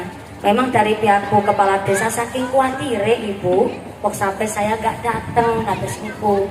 Akhirnya kula matur, Ibu udah nerima jadwal surat kesanggupan dari pihak kami napa dereng? Sampun. Nah, niku insyaallah ridho Allah 90% saya datang kalau Ibu punya surat kesanggupan. Iya, tapi manajernya ditelepon ngangkat-ngangkat. Sampai saya bilang, Ibu, itu surat kesanggupan bisa buat bukti. Kalau saya nggak datang berarti saya bisa dituntut. Karena udah punya surat kesanggupan kok saya nggak datang, nggak ada informasi, nggak ada badal dari tempat saya, itu surat bisa buat menggugat saya. Silahkan saya dituntut pakai surat itu Ibu. Lamatur ngaten, nembek lakep mendel, cicing, bareng nyosin semanggur. Saya lagi di perjalanan. Supir saya kalau bentar-bentar ditelepon, khawatirnya jenenge non sewu Bu. Supir kiai itu 24 jam. Bayangin. Kalau tadi malam saya baru dari Temanggung. Dari Temanggung terus mriki. Lah pagi tadi saya pengajian wonten di mekinya kemarin. Cipari. Saking Cipari sing dalane bosok jenenge Mekarsari. Pinggir gunung. Dari Mekarsari namanya Pitulasi. Dari Mekarsari saya pindah sini. Dari sini masih ke kampung laut saya. Supirnya itu 24 jam ibu. Dan harus on time. Ketika non sewu sangat diteleponi, mau ibarat diteror ibu. Jambil nyetir, urung panitia siliane, wong urung dilakoni telepon disit. Lah sedina be panitiane telu, ketambahan panitia sing urung dilakoni kok telepon mumet maning supirnya nyong. Akhirnya non sewu sangat, jadi mungkin kekhawatiran panitia niku sangat wajar dan saya sangat maklumi karena beliau betul-betul bertanggung jawab ingin menyenangkan warga masyarakat Waringin Sari dengan mendatangkan bocah cilik kirang merongos ini. Tepuk tangan dulu dong buat buku kita. Terima kasih Bu, ya Allah. Resikonya jadi wong ayu Bu.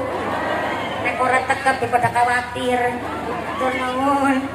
Resiko ngurung bojo jadi sing khawatir ki masyarakat. Makasih. Lanjut. Terus. Bersihnya makanan yang masuk ke dalam perut kita adalah mempengaruhi aktivitas kita.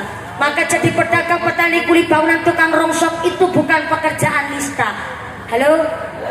Suami Anda yang jadi tukang becak, bakul kopi, bakul es, bakul sosis bakar, sing jadi petani, tukang daun, tukang madun, tukang deres, tukang rongsok, itu bukan pekerjaan nista. Justru disebut nista, mereka tikus-tikus kantor berdasi tapi mangani duit rakyat. Penembedaran ini nista. Gak usah kecil hati kok. Umpama anak presiden jadi presidennya member. Halo? Gak usah jenengan cilik hati. Sebabnya nopo? Karena kita yang walaupun jadi petani setitik tapi insya Allah rezekinya bersih berkah kok ibu. Amin Allahumma. Mengucap yang mumpuni ngomong kayak gua nusep dina pinten lu. Lah nyong gie, lah dikirane nyong ceramah kayak langsung bisa kayak gie. Ramane nyong tukang ngobrol welut. Bapak saya bangun kambing, bapak saya tukang miara sapi, bapak nyong tukang ngarit. Mau nyong bangun wedhus disik kok.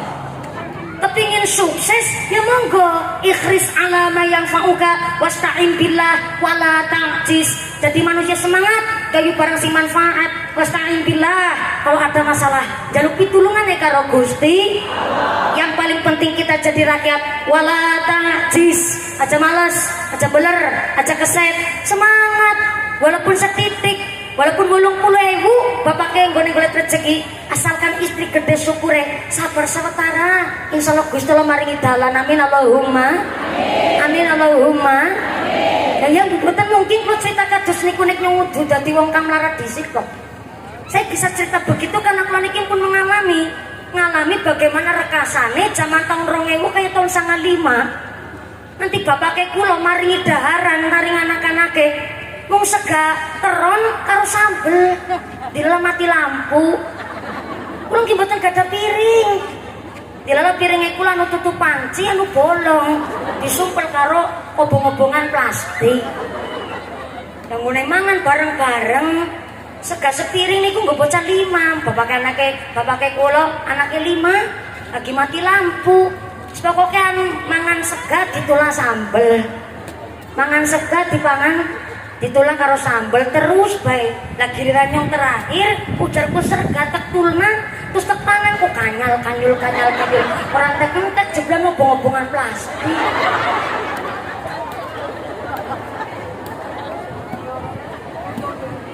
Ini ngalami kayak gue bu turun nang pan-panane sapi jadi tidur di tempat pan-panan sapi kayak wadah pangan sapi loh. Nggih, wadah pan-panane sapi. Kulo nggih ngalami. Terus ketika saya hari ini bercerita masalah rekasane kulo, banyak orang nggak percaya. Kenapa nggak percaya? Karena melihatnya ketika sukses seperti ini. Tapi jarang orang melihat pas lagi prosesnya. Kuatir mbok ditembungi utang sih. Akhirnya non sewu sangat ketika melihat saya yang sekarang ya orang mungkin percaya karo zaman mien. Tapi ketika saya cerita jam rekasa karena aku lo ngalami rekasa mulai bisa cerita karo jenengan serekasa-rekasane jangan sampai menghalalkan segala cara hanya untuk mengenyangkan perut. Soalnya apa?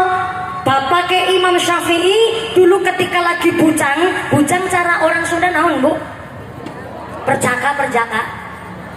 Bu, kah? Mojang, bujang, pada karo Cilacap bujang, kakak, bujangan. Oh ya siap. Dulu waktu bapaknya Imam Syafi'i masih bujangan, lagi duduk nenggone pinggir kali. Rasanya ngeli banget, lapar ibu. Bahasa Inggrisnya lapar kencot. Saking laparnya di tengah alas, gak ada makanan. Bapaknya Imam Syafi'i yang waktu itu bujangan bilang, ya Allah, seluruh apa yang ada di alam dunia ini memang rezeki yang jenengan. Bok ya, kronik lagi ngelih. Anak rezeki yang jenengan lewat. Ini kronik dari ngerezeki yang jenengan. Begitu kata bapaknya Imam Syafi'i yang waktu itu masih bujangan. Dan ternyata baru mengucap begitu, ada buah jambu hanyut di sungai. Bareng dipundut ternyata jambunya masih utuh tuh, masih seger. Akhirnya dengan mengucap basmalah, bismillahirrahmanirrahim, dimakanlah itu jambu. Setelah dimakan entek separuh nembe kerasa. Ya Allah, aku kok asal ngeplok ya. Jangan-jangan ini jambu ada yang punya. Jangan-jangan ini bahan jambu ada yang milikin. Alah, saya mau cari nih. Mestinya kan ada kebunnya, ada pohonnya. Dicarilah dari hilir menuju ke hulu. Sampai di hulu ternyata betul ada tanah berhektar-hektar isinya pohon jambu. Dan ternyata di situ ada terjadi panen. Didatangilah orang yang kelihatannya seperti sang pemilik itu kebun jambu. Assalamualaikum Pak Kaji. Waalaikumsalam. Nonton apa Mas? Begini Pak Kaji, saya mau tanya. Ini tadi saya lagi lapar di pinggir sungai. Tiba-tiba ada jambu hanyut. Subhanallah kayak nang Indosiar. Gak apa-apa. Namanya bocah ibu. Gak apa-apa. Disuruh main aja alhamdulillah. Saya jadi senang rasanya kayak nang kayangan rasanya. Kayangan nang film Indosiar kan gitu. Anak belendung-belendungnya balon mabur. Ya mudah-mudahan nih anak-anak kita yang pada diajak ke pengajian, yang lagi pada ta'alum cari ilmu, anak kita yang lagi usaha cari kerja, anak kita yang udah berumah tangga diberikan sehat walafiat, jadi anak yang soleh-solehah, karirnya yang barokah, cita-citanya yang diijabah. Amin Allahumma. Ternyata bapak ke Imam Syafi'i bilang, maaf ya Pak Kaji, karena saya lapar jadi ada jambu hanyut, saya langsung makan. Tapi saya keinget mestinya ada yang punya. Lah saya lihat ini Pak Kaji, jenengan yang punya tanah sini. Iya, ini saya yang punya kebun jambu. Ya Allah Pak Kaji, ngapunten sangat Pak Kaji, niki jambu yang hanyut berarti milik jenengan. Oh niki tepadakna kembar bentuke, jadi niki milik yang jenengan. Ngapunten gewis kepangan separuh. Lo nyuwun ikhlas niki supaya masuk ke dalam perut saya, bukan barang yang syubhat. Jangankan yang haram Pak, yang syubhat saya saja takut sama Gusti Allah. Saya mohon ikhlasnya. Apa jawabannya Pak Kaji? Gini Mas, sebenarnya saya jambu banyak, tapi jenengan tadi bilang sampai minta ikhlasnya saya sama jambu yang dimakan separuh sama jenengan. Enggak Pak Kaji, lo nyuwun ikhlasnya. Ini supaya saya ikhlas dengan jambu yang dimakan jenengan separuh, supaya saya ikhlas. Monggo kerja sama saya 3 tahun tapi orang bayaran. Ya Allah, ya sing manusiawi Pak Kaji. Dumenya golek ikhlasnya aja sembarangan loh. Jadi minta ikhlasnya saya. Seikhlasnya begitu bagaimana? Ya terserah jenengan. Ya gimana ya Pak Kaji? Jenengan ikhlasnya begitu, saya ngikutlah. Saya kerja walaupun tanpa dibayar. Temenan Bu, 3 tahun kerja nggak dibayar, cuma dikasih makan sama Pak, sekasih baju, tempat panggonan istirahat. Tok kayak dina-dina. Setelah 3 tahun kontraknya udah selesai usai, akhirnya panjenenganipun Bapak ke Imam Syafi'i bilang, Pak Kaji, ini udah jatuh temponya, udah pas sistem kontraknya. Saya 3 tahun kerja sama sampean, kerjanya bukan kerja roti tapi kerja orang bayaran. Karena keikhlasannya panjenengan sedang saya cari. Gara-gara 3 tahun yang lalu jambu udah separuh masuk ke perut saya. Gimana nih Pak Kaji? 3 tahun yang kerja orang bayaran wis ikhlas apa dereng? Karena sampean takon kayak gue nyumbut jadi berubah pikiran ya. Waduh, pas nuki kerjaan itu ditambahi. supaya saya lebih ikhlas, supaya jambu yang masuk ke dalam perut jenengan jadi halal, tolong nikahi anak gadis saya. Masya Allah, Pak Haji. Kalau masalah begituan mah nggak usah nawarin, Pak. Saya udah ngelirik, saya udah niteni nih Ki. Kirain jenengan dua anak wadon ya langsung bae Pak Haji. Kalau nikah mah urusan gampang. Bentar dulu Mas. Ini nikah mah gampang. Nikah mah kecil, yang susah ngerawatnya. Karena banyak orang siap menikah tapi belum siap berumah tangga. Saya minta sama sampean, udah kerja 3 tahun di tempat saya tanpa bayaran, oke. Tapi supaya tambah ikhlas, tolong nikahi anak saya yang anak gadis saya keadaannya tuli, lumpuh dan buta. Astagfirullahaladzim. Yang bojo sih bojo, nagadohan pamajikan ya oke. Tapi budek sama gil sayang ora krungu, nyong ganteng ya ora perlu picak. Gimana ya Pak Haji? Ya udahlah, kalau Pak Haji kelas begitu, walaupun lumpuh, buta, bahkan tuli, saya nikahi putri panjenengan demi saya mencir.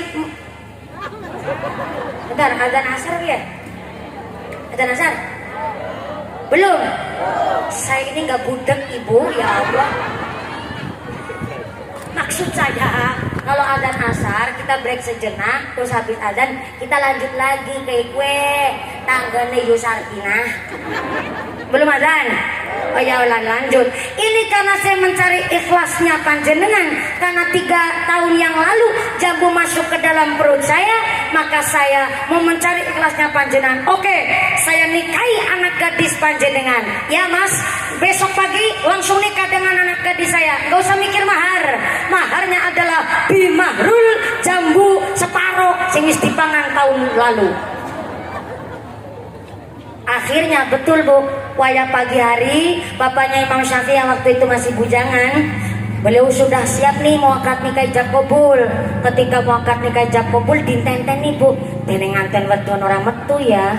Mau dipastikan tuh, apa gara-gara picek ora bisa melaku apa ya? Picek ora bisa melaku.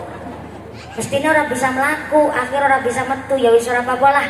Akhirnya ijab kabul akad nikah, ketok palu sah menjadi suami istri, dan akhirnya terjadilah malam pertama saudara-saudara.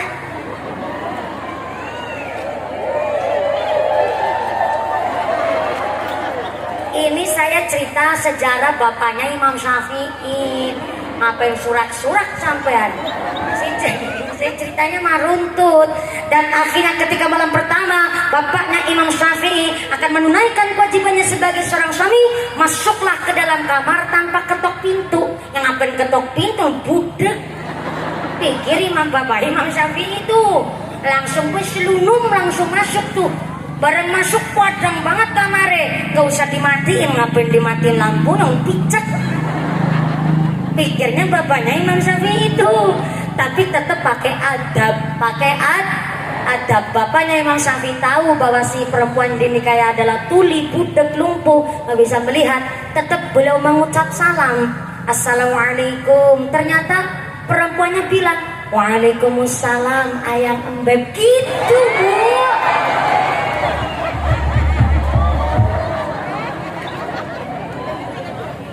Jebakan Batman, tapi rezeki nomplok karena lampunya gak dimatiin. Dan ternyata pengantin perempuan bilang waalaikumsalam ayang embeb. Ternyata yang dinikahi nggak tuli, nggak buta, nggak lumpuh. Jebrek ayune luar biasa. Gede dhuwur lencir kuning irunge banyak mripate belalak kulit putih irunge mincis mambene tipis bringis. Saking cantiknya dia berdiri, saya mogok, denok, montok. Ini pakai ol-olah kubro Bu. Ternyata pengantin perempuan cantiknya luar biasa. Tanpa pikir panjang, terjadilah pertempuran. Goro. Sampai anaknya lebut. Payah pagi esok hari Bu, ternyata bapaknya Imam Syafi'i bilang sama Pak Kaji, yaitu mertuanya, Pak Kaji mohon maaf ya Pak Kaji, saya agak saru niki mau tanya. Jadi dari kemarin Pak Kaji tuh ngeprank saya. Ngeprank bagaimana ceritanya? Kan kemarin Pak Kaji bilang nggak ada waktu 2 hari, malah saya mempersiapkan pernikahan, disuruh nikahin anak gadis Pak Kaji yang katanya buta tuli lumpuh, jebule maya malayu nih kayak bidadari Pak Kaji. Niku kepriwe? Apa nu gara-gara kecampuran bibit jambu Pak Kaji? Jambu ini jambu bangkok. Saya ini nggak ngeprank sampean Mas. Waktu sampean dulu 3 tahun yang lalu bilang cari ikhlasnya padahal hanya jambu separuh, saya sebenarnya mah tahu, saya juga ikhlas, jangankan cuma separuh, orang 2 krat saya kasihin sama kamu juga saya mampu. Tapi telah saya lihat kejujuran sampean, minta keikhlasan saya walaupun hanya separuh masuk ke dalam perut jenengan, saya tahu jenengan itu orang yang amanah dan sangat menjaga kebersihan makanan. Maka anak saya memang tuli, bisa dengar tapi nggak mau mendengar barang-barang yang tidak baik. Jangankan orang ngegosip, ngerumpi aja dengar orang ngerumpi gak mau. Anak saya memang tuli, tapi tuli dari hal-hal yang gak baik. Anak saya memang buta, bisa melihat, tapi gak mau melihat yang namanya barang maksiat. Jadi mata anak saya memang buta, tapi buta untuk melihat barang-barang yang maksiat. Anak saya memang lumpuh, bisa berjalan, tapi gak mau berjalan di jalan yang tidak diridhai oleh Allah. Gak mau jalan di jalan yang haram, apalagi yang durhaka, durjana, gak mau. Maka saya paham Anda sampean entah dari mana, tapi saya melihat kejujuran sampean, maka sinikahkan anak gadis saya yang begitu luar biasa dengan panjenengan seorang laki-laki yang bertanggung jawab. Dari situlah bapaknya Imam Syafi'i adalah orang yang menjaga kebersihan makanan, dan istrinya yaitu ibundanya Imam Syafi'i solikahnya luar biasa. Subhanallah, jambune tiba ge punang kene.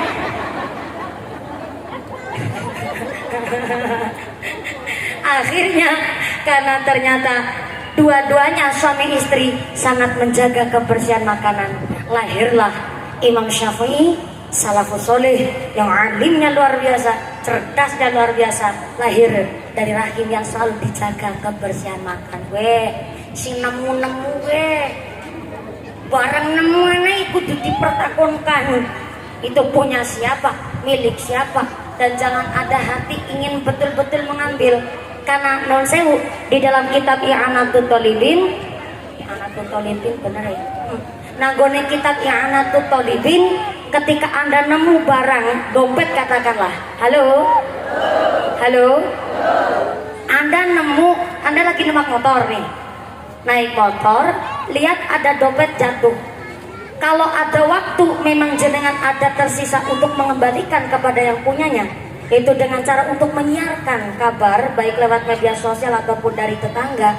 Silakan diambil pakai tangan, kemudian disiarkan kepada media sosial, dikasih tahu kepada orang lain.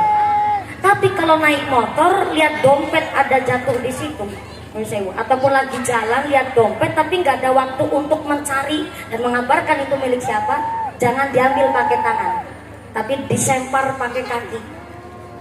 Disempar pakai kaki supaya ke pinggir. Ini nggak dimintai pertanggungjawaban. Tapi kalau Anda lagi sibuk nggak bisa ngurusin itu dompet, tapi ngambilnya pakai tangan, walaupun dipinggirkan di pinggir jalan, tetap di akhirat akan dimintai pertanggungjawaban.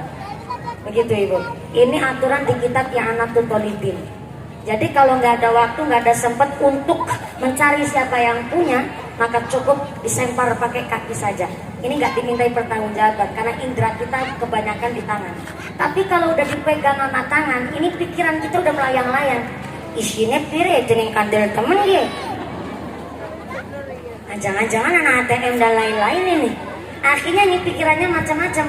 Akhirnya kalau dipegang pakai tangan, walaupun nggak diambil, tetap adalah dimintai pertanggungjawaban. Maka kalau nemu barang, kiranya Anda nggak ada waktu, cukup disempar pakai kaki. Ini aturan di kitab I'anatul Thalibin. Sampai sebegitunya Ibu. Karena khawatirnya apa yang masuk ke dalam perut kita adalah hal-hal yang tidak baik. Sepele memang, tapi begitu indah kalau kita bisa menjaga. Alhamdulillah, Ibu Kepala Desa sudah mengajarkan hal demikian kepada para aparatur pemerintah desa kita Waringin Sari. kerja sesuai dengan jatah waktunya. Ketika kita makan gaji, mudah-mudahan gaji yang masuk ke dalam perut kita adalah gaji yang betul-betul bersih, yang berkah, yang halalan, yang thayyiban, yang melahirkan generasi-generasi yang baik. Amin Allahumma. Jam berapa Ibu? Jam berapa? Jam 2. Jam 2 waktu Indonesia Waringin Sari. Subhanallah. Jam 4 kurang seperempat Bu. Tadi saya naik jam 2 persis. Ini udah jam 4 berarti jam 4 kurang seperempat. Cukup ya Bu? Ibu ku pinter ditanya. Udah cukup ya Ibu? Ya ngono. Gitu. Karena jatah saya kalau pengajian paling sedikit 1,5 jam. Kadang ngaji itu asik sampai 2 jam nih, 2 jam kurang seperempat. Saya pernah ceramah sampai 2,5 jam, hampir 3 jam, sampai 2,5 jam nggak kerasa. Gimana mau kerasa orang pada merem kabeh? Enggak, karena saking asiknya kadang membahas satu tema, akhirnya nggak kerasa ternyata ngajinya dalam. Alhamdulillah kita sudah ngaji 2 jam kurang seperempat. Insya Allah cukup gak Bu? Cukup gak Bu? Nggak cukup, nek dereng cukup ngundang dewek. Maka alhamdulillah hari ini luar biasa pemerintah desa mengadakan pengajian semeriah ini. Tepuk tangan dulu dong Bapak Ibu Kuwu kita, Ibu Kuwu Kuswati dan pemerintah desa Waringin Sari. Beliau tidak ada niatan kampanye juga tidak, cari biting tidak, cari masa juga tidak. Karena saking senangnya berulang kali kita ngaji ketemu di Waringin Sari. Betul Ibu? Pada wadone jere ya Allah. Wadon baik, wadon baik, wadon baik, wadon baik, wadon baik. Alhamdulillah. Jadi buku senang karena pada waktunya. Alhamdulillah. Maka hari ini kita sudah ngaji bersama pemerintah desa Waringin Sari. Kita semua dan khususnya Ibu Kuswati, pemerintah desa Waringin Sari, kita yang hadir di sini ditetapkan imannya, ditetapkan Islamnya, ditetapkan ihsannya, diberikan sehat panjang usaha yang manfaat yang barokah, diberikan dunia yang soleh-solehah, warga masyarakat yang ahli ibadah, masyarakat yang ahli jannah. Waringin Sari dijauhkan dari wabah musibah, dari masyarakat yang husnul khatimah. Amin Allahumma. Jangan pulang terlebih dahulu karena angke doakan diimami langsung oleh Romo Kiai Haji Latif untuk memimpin doa. Semoga ngapunten sangat. Jadi saya harap jangan pulang terlebih dahulu Ibu, karena kita akan ikut mengaminkan doa yang nanti akan diimami langsung oleh Asinal Kirom Bapak Kiai Haji Latif Sumangga. Dari saya awal sampai akhir segala kekurangan mohon maaf yang sebesar-besarnya. Pak Camat, terima kasih Pak JJ. Ayo bagi aja Pak Jajak Sudrajat, alhamdulillah yang besok hadir dan menemani kami membersami kami warga masyarakat Waringin Sari dan Forkom Pincang Kecamatan Langgeng dan seluruh aparatur pemerintah desa Waringin Sari. Ibu Kuwu Kuswati matur nuwun hasilan jenengan kami difasilitasi untuk bersilaturahmi. Setelah doa usai mudah-mudahan kalian pulang dengan tidak ada halangan satu apa, bisa bertemu lagi di lain majelis. Amin Allahumma. Segala kekurangan mohon maaf yang sebesar-besarnya. Usiku nafsi bitaqwallah. Wassalamualaikum warahmatullahi wabarakatuh. Doa diimami oleh Bapak Kiai Haji Latif. Saya kembalikan kepada Muqasimul Awqat pembawa acara. Shallu ala Nabi Muhammad. Taqabbalallahu minkum. Diaturkan terima kasih kepada Ustaz Al-Buni. Beliau tadi tidak mendengarkan kita juga doakan dia semoga beliau diberikan panjang usianya, disehatkan jasmani rohaninya, terlebih suaminya yang soleh. Allahumma amin. Hari berbahagia kita tutup acara ini dengan doa yang akan ditutup oleh beliau Bapak Kiai Haji Latif. Saya sebagai pandu acara dari awal hingga akhir mohon maaf atas segala kesilapan dan kekurangan. Saya mohon diri. Wallahu muwaffiq ila aqwamul fikum. Wassalamualaikum warahmatullahi wabarakatuh. Kepada beliau Bapak Haji Latif disilakan sebelumnya.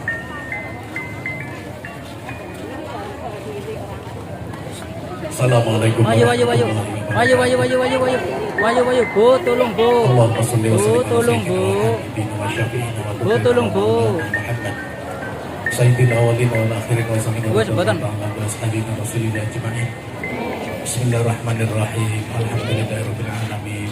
حمد الشاكرين حمد الناعمين حمدا يهدي نعمه ويكفي مزيده يا ربنا لك الحمد كما ينبغي لجلال وجهك الكريم وعظيم سلطانك اللهم اغفر لنا ذنوبنا وخطايانا كلها اللهم اغفر لنا ذنوبنا ولوالدينا وارحمنا كما ربنا صغيرا ولجميع المسلمين والمسلمات والمؤمنين والمؤمنات الأحياء منكم والأموات اللهم ثبت سلامنا ومعرفتنا وإيماننا اللهم تقبل منا صلاتنا وصيامنا وقيامنا وقعودنا وسجودنا وركوعنا وتسبيحنا وتحليلنا وتخشعنا وتضرنا وتعبدنا وتنتم آمين تقصرنا برحمتك يا أرحم الراحمين ربنا هب لنا من أزواجنا وذرياتنا قرة أعين واجعلنا للمتقين إماما اللهم اجعل هذه حفلة مباركة وتفرق بركة مرحوما ومغفرة ربنا لا تزغ قلوبنا بعد إذ هديتنا وهب لنا من لدنك رحمة إنك أنت الوهاب ربنا آتنا في الدنيا حسنة وفي الآخرة حسنة وقنا عذاب النار